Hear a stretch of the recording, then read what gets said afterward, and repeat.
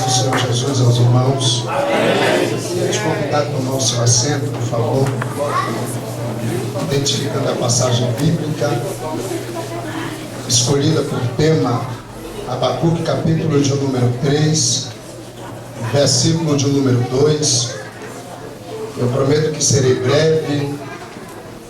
Deus colocou uma palavra profética no meu coração e eu vim aqui para ministrar a palavra de Deus. Eu gostaria de agradecer ao pastor Rosalindo, também ao pastor Joaquim.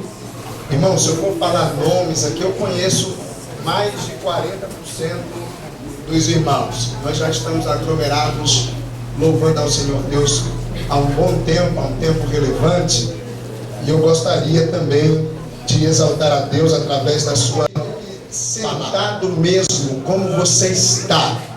Você abrisse comigo a sua Bíblia em Abacuque, capítulo de número 3, versículo de número 2. Ouvi, Senhor, a tua palavra e temi. Aviva, ó Senhor, a tua obra no meio dos anos. E no meio dos anos faze-a conhecida. Na ira, lembra-te da misericórdia. Eu queria te convidar a repetir comigo a última frase deste versículo, que diz: na ira, lembra-te da misericórdia. Vamos lá? Na ira, lembra-te da misericórdia. Irmãos, eu confesso aos irmãos que quando eu li esta frase, eu entendo que perceptivelmente dentro da dissertação da palavra de Deus, em um contexto de interpretação justa, eu reconheço que este versículo, no entendimento humano, ele está desconexo nesta frase ou neste versículo. O versículo fala de 3 pontos importantíssimos. Dentre eles eu gostaria de destacá-los, em frases, e nós observaremos que na parte A do versículo, ele está falando a respeito da audição da palavra de Deus. Na parte B do versículo, ele está falando sobre avivamento. Na terceira parte do versículo, ele está falando de missões.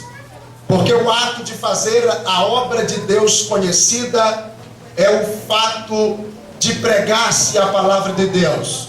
E isto é missões. Mas a última frase deste versículo, ela parece que está desconexa. E a intenção que nós temos é de que ela não deveria estar aqui. Todos nós um dia já reconhecemos algumas coisas que nós acreditamos que elas não deveriam estar nas nossas vidas, mas que se elas não estivessem, a nossa vida não teria êxito e nós não seríamos tremendamente abençoados pelo Senhor nosso Deus. Da mesma forma, é impossível nós entendermos um contexto que fala sobre avivamento sem esta frase que está contida neste versículo. Na realidade, a misericórdia de Deus é o veículo condutor do avivamento dentro da sua palavra. Ou seja, é impossível qualquer avivamento ser manifestado sem que seja precursado pela misericórdia de Deus.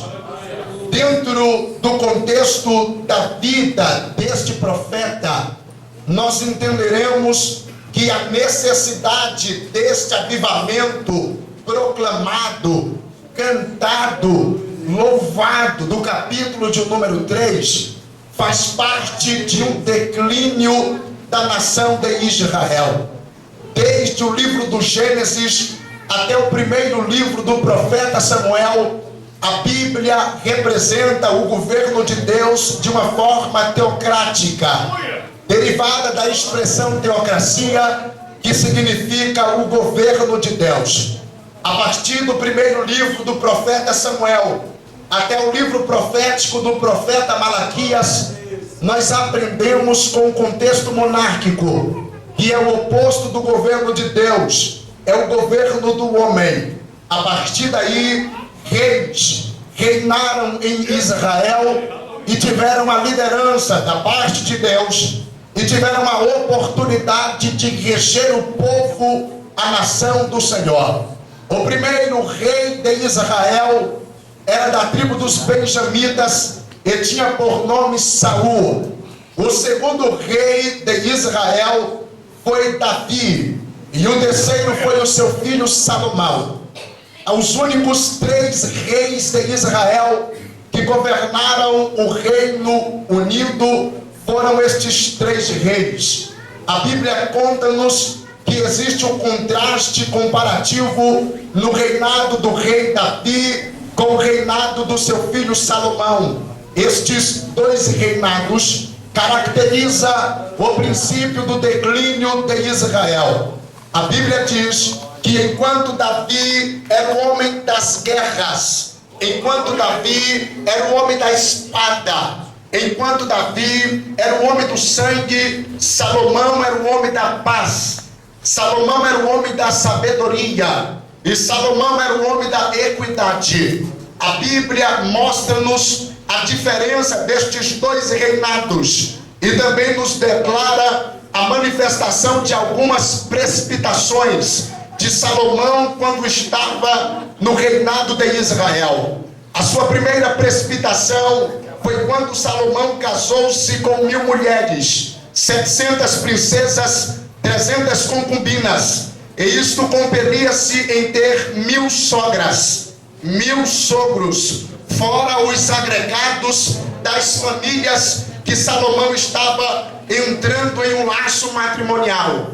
Nós até atribuímos que a queda de Salomão começa neste seu ato precipitado diante da nação de Israel, mas isso se estende além, porque a Bíblia diz que ao casar-se com 1000 mulheres, Salomão traz para dentro de Israel uma miscigenação, uma mistura de culturas e um politeísmo que era extremamente proibido pelo decálogo dos 10 mandamentos. Adorarás somente o Senhor teu Deus, somente a Ele prestará culto e não se prostrará perante outros deuses. Salomão, quando ele casa-se com 1000 mulheres, ele traz para dentro de Israel a adoração a vários deuses, porque era impossível Salomão impedir com que as suas esposas adorassem os seus respectivos deuses. Isto causou uma tribulação dentro do contexto histórico de Israel. Salomão ainda continua se precipitando quando este abre 12 distritos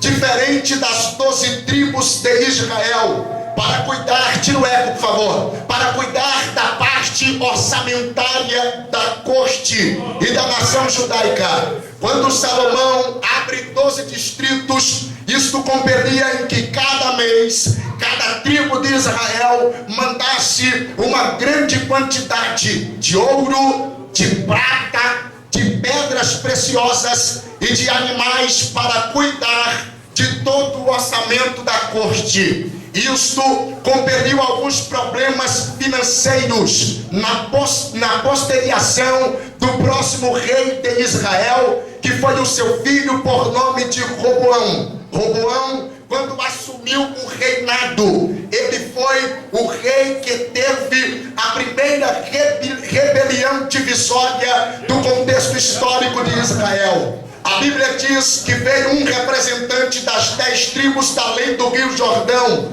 por nome de Jeroboão, filho de Nebate, e disse para Roboão: se tu conosco, o teu pai colocou o orçamento excedido e a inflação subiu, o PIB da nação caiu, e nós já não conseguimos cumprir com as nossas obrigações de pai, de família, e estamos perecendo. Olha para os nossos jovens, eles já não cantam mais. Olha para as nossas esposas, elas já não têm o seu fato e o seu ato de dar à luz com alegria. Olha para os nossos anciões, eles já não expressam a sabedoria e nós estamos perecendo. Então a Bíblia diz que Roboão busca conselhos e ele vai ante 2 conselheiros para que lhe pudesse dar discernimento de qual atitude ele deveria tomar. O primeiro conselho, ele vai ante os anciões da casa de Israel. Anciões aqui fala de maturidade. Anciões aqui fala de experiência. Anciões aqui fala de sabedoria. Quando ele busca o conselho dos anciões, um dos anciões se levanta e diz para ele: você é novo, você está começando agora, você é um simples rapaz. Faz o seguinte: tira o jugo pesado sobre eles, porque tu vai ganhar as 10 tribos da além do Jordão e as 2 daquém do Rio Jordão. Tu vai ter um reinado como teve o teu pai, sobejando em paz, em alegria e em prosperidade. Você pensa que ele deu ouvido ao conselho? Não, senhor, não, senhora. Ele vai até os jovens, e jovens fala de imaturidade, fala de precipitação, fala de emocionalismo, fala de coisas passíveis e de coisas voluntárias de uma forma passageira. Um dos jovens se levantou e disse: rapaz, tu não é macho não, mostra para esse povo quem é que manda. Se o teu pai castigou eles com açoites, que tu castiga-os com escorpiões. Que o teu dedo mínimo seja mais largo que os lombos do seu pai. Roboão, por ouvir o conselho dos jovens e não ouvir o conselho dos anciões, dividiu o reino de Israel em 2 reinos. Reino do norte, Israel, capital Samaria.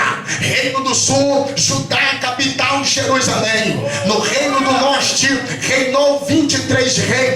No reino do sul reinou 21 reis. A Bíblia diz que o contexto dos reis do sul eram mais crentes, mais devotos, mais ungidos do que o contexto dos reis do reino do norte. E se destacou dentre este contexto o rei Josias, o rei Ezequias e o rei Manassés, que conseguiram andar pelos mesmos caminhos do rei Davi. Davi não foi um simples matador de gigante. Davi foi o exemplo de uma nação justa, coesa e uma nação que avançava e que crescia em abundância e em prosperidade. A Bíblia diz que logo após a praga lançada por Salomão através da idolatria, e ao cumprir-se a construção do templo, que durou 7 anos, a Bíblia diz que os sacerdotes traz a arca da aliança até o Santo dos Santos. E em 1 Reis, capítulo 8, versículo 9, está escrito que na arca nada havia senão somente as 2 tábuas de pedra que Moisés colocou junto a Horebe.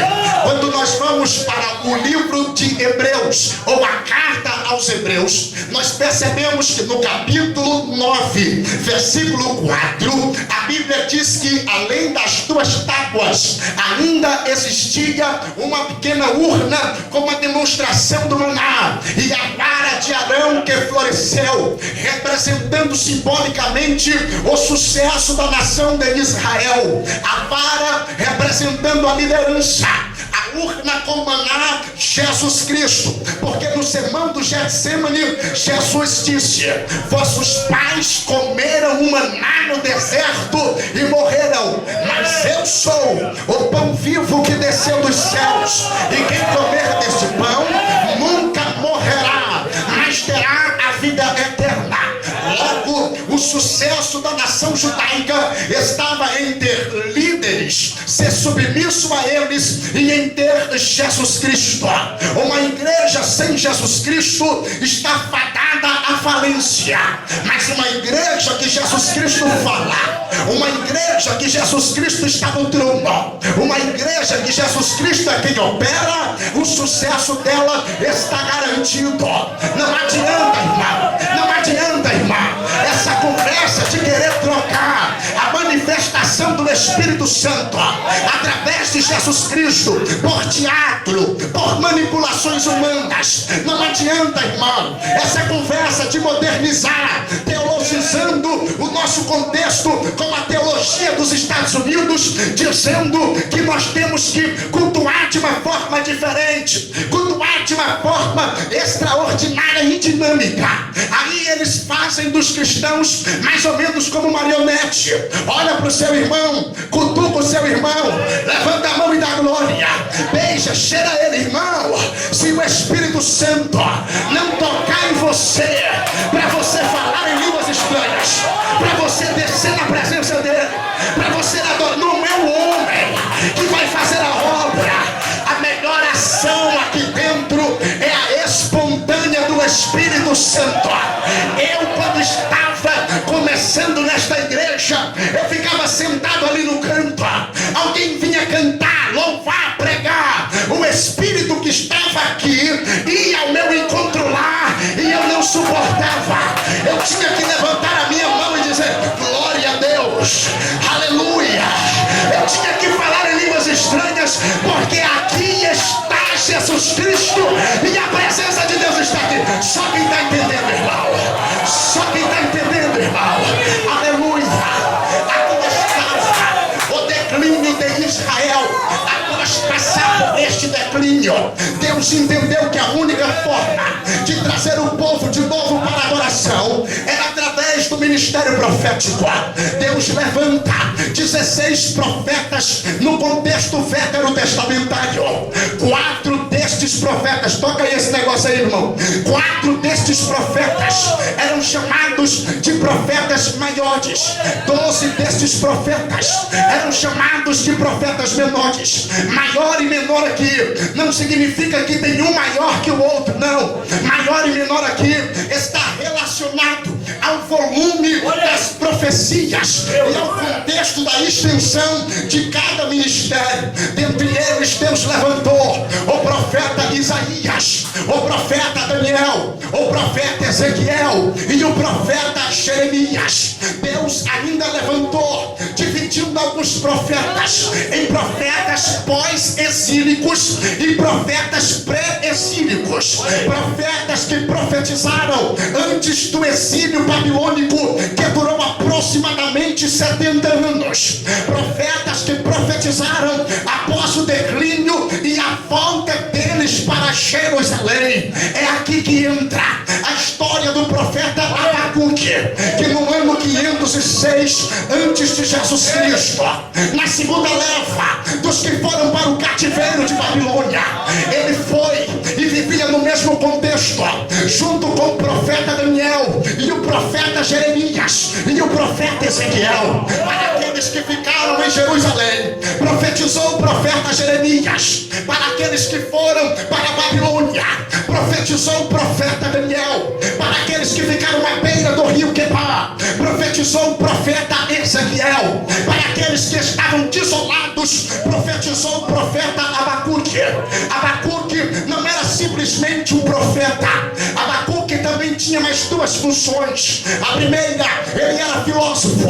A segunda, ele era mestre de canto. Ele era mestre de louvor. O capítulo de número 3, na verdade, é uma canção de filosofias. Sabe o que está acontecendo no nosso meio? Eu encontrei a resposta nos versículos 16 e 17. Hoje é mais ou menos assim: os crentes, por pouca coisa, abandonam a cruz e abandonam Jesus. Os crentes, por um relacionamento mal sucedido, por uma condição financeira não alcançada, por um status e por uma posição não alcançada, eles desfilam desviam de Jesus Cristo e vão após todos os tipos de pecados e abominação. Mas eu vi um homem tão crente na Bíblia, mas tão crente, que ele disse assim: ainda que a figueira não floresça, ainda que não haja mantimento na virgem, ainda que as ovelhas sejam arrebatadas dos currais e que nos currais não haja gado, eu não estou condicionado ao clima, ao tempo, à condição financeira, ao meu sentimento. Sabe o que eu vou fazer, igreja? Eu adorarei, exultarei o Deus da minha salvação. Quem está entendendo? Quem está entendendo?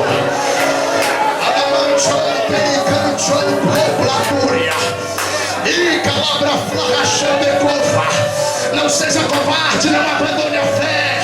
Não seja medroso, não volta para trás. O céu é melhor que o inferno. Deus é melhor do que Satanás. Eu sou do céu, eu sou de cima. Quem é?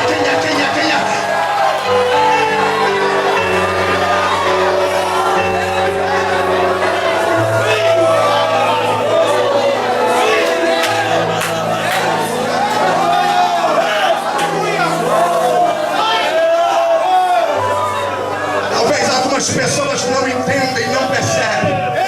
Jesus Cristo não vai abrir mão dela por nada. Talvez algumas pessoas não entendem, não percebem que a vida dele e dela é do Senhor Jesus, e ele não vai abrir mão de você. Se todavia você for para o mundo, o anjo de Deus está indo na sua direção. Eu me lembro que eu me inspirava em muitas pessoas que hoje não estão mais na presença de Deus. Outros enfraqueceram. Alguns eu admirava a tal ponto, eu dizia: meu Deus, eu quero ser como ele, eu quero ser como ela, eu quero ser como este obreiro. Mas as lutas da caminhada acabaram tirando eles e elas da presença do Senhor. Mas eu acredito, irmão, que ainda tem os remanescentes. Isso daqui, irmão, é uma prova de que chamada de Deus não é indicação de homens. Chamada de Deus não é desejo só porque sou parente ou só porque sou amigo. Chamada de Deus, ele chama quem quer, ele faz com quem quer, levanta quem quer, e o diabo não tem nada com isso, porque ele é Deus, ele é o Senhor, ele é o teu Deus. Aí a gente fala de avivamento, a gente coloca o tema, busca uma expectativa. Os jovens oram, estão na expectativa de uma manifestação divina concernente ao tema escolhido, ao tema dado. E a gente percebe, irmãos, que a maioria, desculpe me falar isso, mas eu preciso ser sincero, a maioria dos que fazem uso da oportunidade perdem a maior oportunidade de exaltar o nome do Senhor Jesus. Nunca houve uma época de tanta hipocrisia em cima dos altares e de tanta bajulação em cima dos... Fala sobre tudo, conte fada, fala da fada madrinha, fala do candidato A, do candidato B, envolve-se com a política, mescla-se um evangelho e quer empurrar isso na boca do povo e dizer: come, aqui não, Satanás, aqui quem fala é a profecia, é a palavra de Deus. Eu não estou entendendo, missionário Caio, eu vou traduzir para você entender. Quem vai promover o avivamento nesta geração não são os adeptos do cabelo do Neymar. Quem vai promover o avivamento desta geração não são os crentes que mudaram a música do Michel Teló para dizer que ela é gospel. Quem vai promover o avivamento é uma geração de jovens de joelho no chão, de obediência na palavra. Aqui tem Jesus, aqui tem Jesus, só onde tem um adorador. Eu estou sentindo Deus.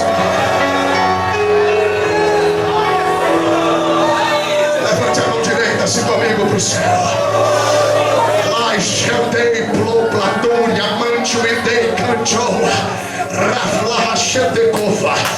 A Bíblia diz que aonde abundou o pecado, superabundou a graça de Deus. A gente vê na televisão, estes jovens estão arrebatando uma multidão para o inferno. Esta semana eu estava orando e dizendo: Deus, o que está acontecendo, Deus? Olha para a cara daquele indivíduo, está lá dançando, o outro jogando bola, o outro cantando. disse: você não sabe o tamanho do exército que eu estou levantando. Se prepara, irmão. Se prepara, irmão. Deus não perde para Satanás. Jesus só ganha dele de goleada. Está chegando e já chegou aqui nesta igreja um verdadeiro avivamento. E aonde tiver o coração aberto, vai descer. Vai! Levante a mão direita.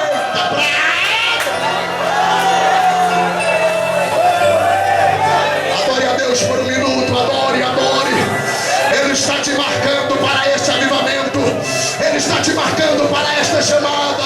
Ele está te preparando para esta obra. Vai descer nesta igreja.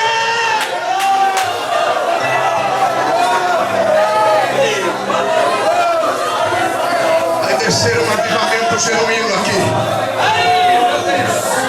Vai descer um avivamento genuíno aqui. Vai descer. Eu sinto Deus aqui esta noite, irmão. Você que não é batizado com o Espírito Santo, é hoje que Jesus te queima. Você vai sair daqui, irmão, falando em línguas estranhas. Você vai sair daqui, irmão, renovado.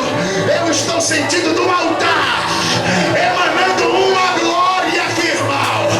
Aonde tiver o coração aberto, aonde tiver um crente que deseja, recebe agora, recebe agora, recebe.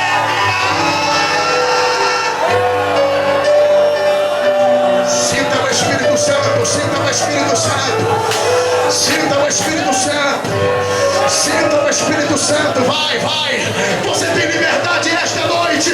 Abre o seu coração, fala alguma coisa para o teu Deus, mas adore a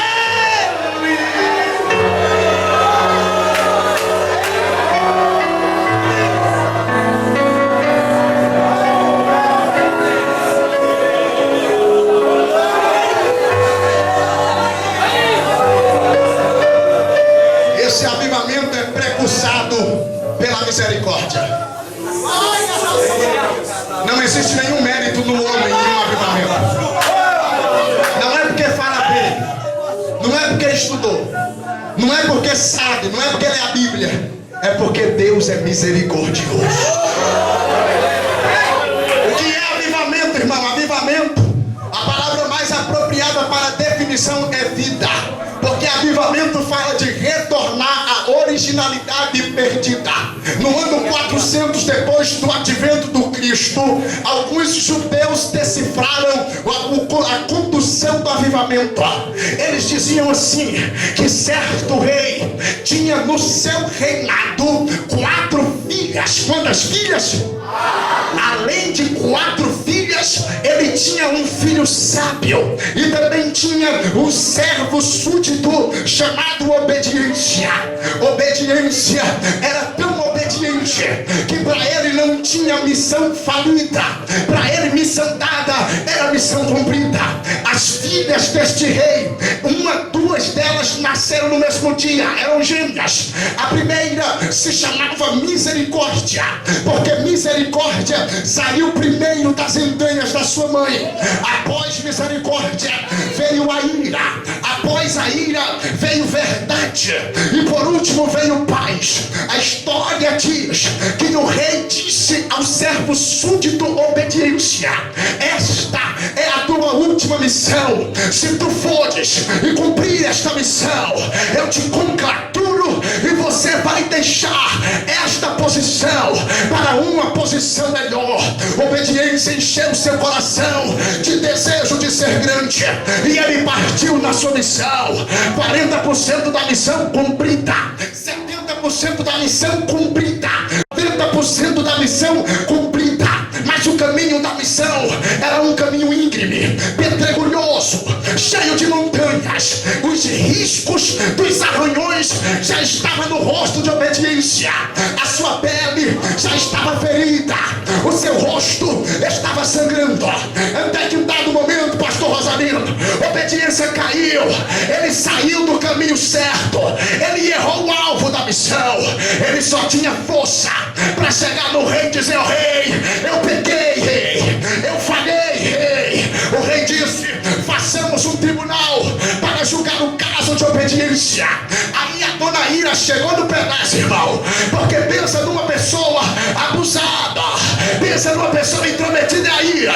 A ira chegou com um copo mais ou menos como esse e disse: pai, se tu não derramar a tua ira sobre este servo desobediência, eu não sou digna de ser chamada sua filha Ira. Tu não és digno de ser chamado meu pai. Eu pego tudo que tenho e vou embora deste reinado. Não quero a parte que me cabe na herança. O pai segura na taça, já vai derramar sobre o servo desobediência. Quando ele vai derramar, a sua filha chamada Verdade diz: pai, quem nasceu primeiro, pai? Foi ira ou foi misericórdia? A palavra de ira não vale enquanto a misericórdia não chegar. O pai pensou e disse: Verdade tem razão. Mira, fica de lado. Cadê a misericórdia? Misericórdia é humilde. Ela ficou tão preocupada, se escondeu dentro do filho sábio. O rei é Deus, o desobediência é Adão, o filho sábio é Jesus. As 4 filhas, 4 atributos de Deus. Aí Isaías escreve mais ou menos assim: no ano em que morreu o rei Uzias, eu vi o Senhor assentado em um alto sublime trono, e o cetro do seu manto enchia todo o templo. Eu vi que entre eles tinha serafins, cuja cada um tinha 6 asas. Com 2 cobriu os rostos, com 2 cobriu os seus pés, e com 2 voavam, dizendo: Santo, Santo, Santo é o Senhor dos exércitos. Toda a terra está cheia da sua glória. Eu olhei para aquilo tudo e disse: ai de mim que vou perecendo, porque eu sou um homem de impuros lábios e habito no meio de um povo de impuros lábios. Mas o anjo, com uma tenaz pegando a brasa, tocou nos meus lábios e disse: isto te tocou, tirada foi a tua iniquidade e perdoado foi o teu pecado.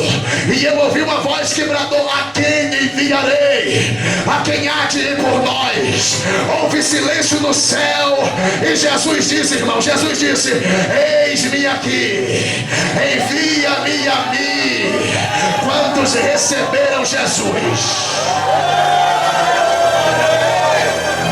O filho sábio disse: eu vou atrás de misericórdia, porque o tribunal está suspenso. Jesus veio para a terra e ele procurou misericórdia na religiosidade, mas a Bíblia diz, Francisquinho, que todos os sacerdotes passavam, olhavam para o homem caído e não tinha misericórdia dele. Tem gente se escondendo atrás da Bíblia, mas na hora de amar, o amor dele não passa do portão da casa. Tem gente dizendo que é tão crente dentro da igreja, mas na casa dele ele é um Satanás. Está na hora de você entender, meu querido, que maior do que os teus méritos, do que tudo que você tem, é a misericórdia e o amor de Deus. Se você não tiver nada, você é seco, vazio, sem graça. Mas aonde tem o coração aberto, o avivamento está, o avivamento está, o avivamento.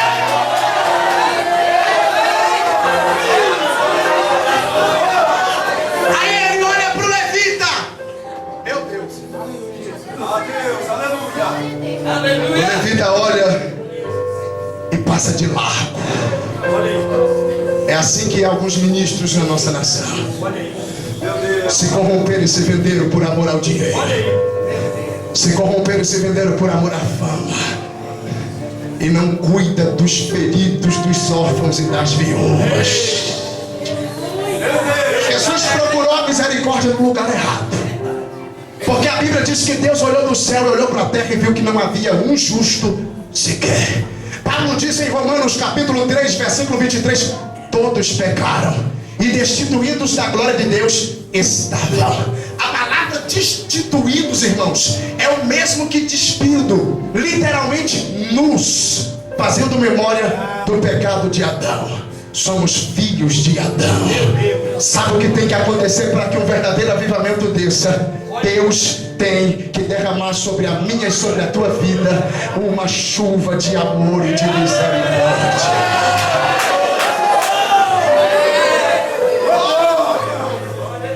Nós não somos justos por causa da lei. porque pela lei estávamos todos condenados.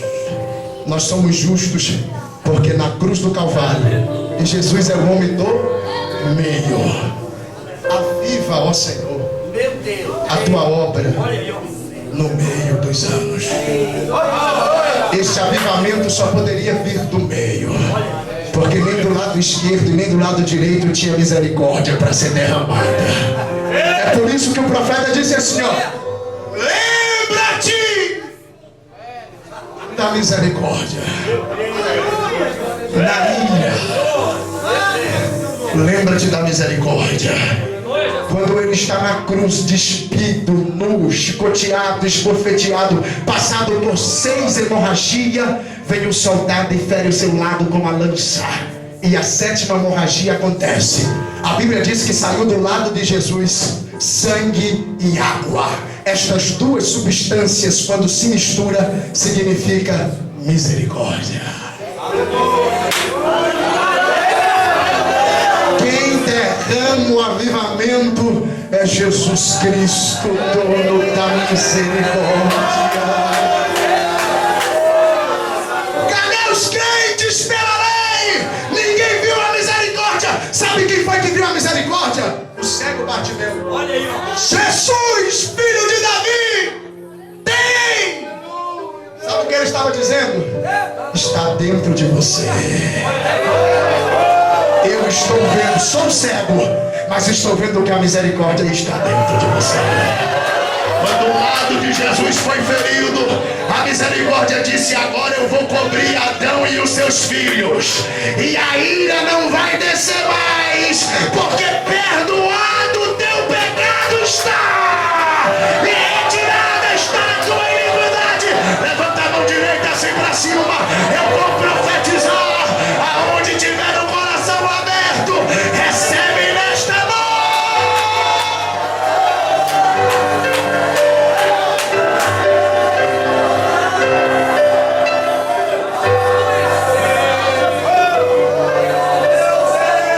Eu sou fruto da misericórdia de Deus.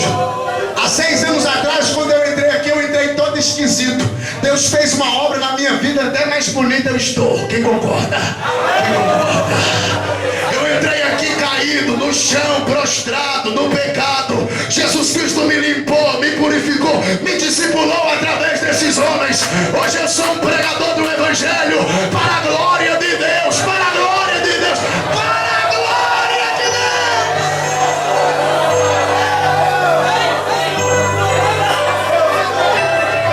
Eu tive uma visão há alguns dias, eu vou dizer ela aqui para esses jovens. É possível sim você ser um jovem cheio do Espírito Santo e fazendo a diferença. Eu tive uma visão enquanto eu estava orando, de que Deus estava levantando um grande exército para uma grande obra antes do arrebatamento da igreja. Deus me disse que a última chuva ainda não foi derramada. Há uma chuva seródia a ser derramada de avivamento sobre as nossas vidas. Mas para nós sermos alcançados por esta chuva, nós temos que entender que o avivamento é fruto da misericórdia de Deus. Eu me lembro que quando eu cheguei lá no Paraná, em Foz do Iguaçu, na primeira semana que eu cheguei, o pastor disse eu correr, porque todo correr é de oração, pastor. Ele me chamou para passar no crivo. Eu cheguei lá e eu pensei que ele ia fazer algumas perguntas, mas ele disse: vamos orar. Era 10 horas da noite, começamos a orar. 4h45 da madrugada, nós ainda estávamos orando. O Espírito Santo tomou a vida dele, colocou a mão sobre a minha cabeça e disse: meu servo, hoje ainda eu te dou uma experiência extraordinária na minha presença. Eu disse: amém, Senhor. Quando amanheceu o dia 9, 10 horas da manhã, o presbítero da igreja, o irmão Valério, me ligou e disse: missionário, vamos comigo até o hospital, a minha mãe está doente, vamos lá. Hospital Costa Cavalcante, no bairro da Vila A, em Foz do Iguaçu, na frente do prontuário, irmão Vanderlei, tem uma igreja católica bem grande, bem bonita. Enquanto ele estava com a sua mãe lá no prontuário, eu senti vontade de entrar dentro da igreja. Eu entrei dentro da igreja e vi uma bela obra, uma igreja muito bonita. No altar há uma cruz, um falso Cristo crucificado, porque o meu ressuscitou. E do lado direito uma sala com alguns materiais de limpeza, e do lado esquerdo uma pequena sala, mais ou menos de 3 por 3. Tinha um pequeno presépio, outra imagem lá dentro, e dentro desta sala tinha uma freira e 7 irmãs católicas rezando. Elas estavam com um terço na mão e passava e rezava. Com 5 minutos que eu estava lá dentro, a freira passou mal, caiu no chão. As irmãs correram preocupadas, levantou a freira e disse: tu estás bem? Ela disse: estou. Soltou a freira, ela caiu de novo. Quando ela caiu, uma olhou para a outra preocupada, uma me percebeu e disse: só foi um negrinho chegar, a freira está passando mal. O Espírito Santo desceu lá, irmão. Ele me tomou como vai te tomar daqui a pouco. Eu me arrupiava da cabeça aos pés, comecei a falar em línguas estranhas, porque aprendi no monte, na oração. Elas correram com medo de mim. Eu olhei e disse: meu Deus, estou ficando louco. Voltei para o prontuário. 3 minutos que eu estava lá, uma olhou para mim, veio de lá da igreja e disse: moço, ei rapaz, um pouco de longe, porque ela estava assustada. Ela disse: o que é que você tem? Eu disse: eu tenho a presença de Deus, ela está sobre a minha vida. Eu disse: por quê? O que está acontecendo? Ela disse: a freira foi curada e ela quer falar com você, vamos. Eu disse: agora, quem crê em milagre, irmão? Quem crê em milagre, irmão? Eu cheguei na igreja, a freira, irmão Joaquim, ela estava chorando, babando, me abraçando, me beijando. Eu disse: eu sou solteiro, sai, o que vão pensar de mim? Ela disse: não, negrinho, não é isso não, fala de novo aquilo que você disse. Eu disse: só se fizer um círculo, porque eu aprendi aqui, pastor, que aonde tem 2 ou 3 reunidos no meu nome, eu estou no meio deles. Eu disse: Jesus, eu não posso fazer nada, Jesus, vem para o nosso meio, vem Jesus, vem para o nosso meio, Jesus. Olha o que acontece, irmão, quando você chama Jesus para o meio. Por isso que é no meio dos anos que vem o avivamento. Eu estava lá, comecei a falar em línguas estranhas. Quando eu levantei o meu joelho, eu olhei para a freira, ela estava chorando, e eu disse: você quer aceitar Jesus? Ela disse: como assim? Eu já creio em Jesus, nós chamamos o nome de Jesus. Eu disse: você quer do que eu tenho? Ela disse: é o que eu mais quero. Eu disse: então seja como eu. Ela disse: não seja por isso. Jogou o terço fora, tirou aquele pano, dobrou o joelho e disse: eu quero.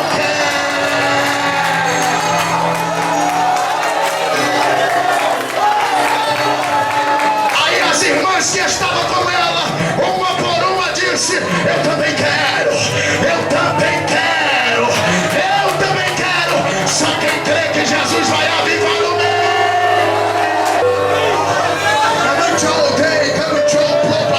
Deus está aqui. Eu sinto o Espírito Santo aqui. Eu sinto a presença dele aqui. Quem está sentindo? Quem está sentindo? Levante a mão direita para cima.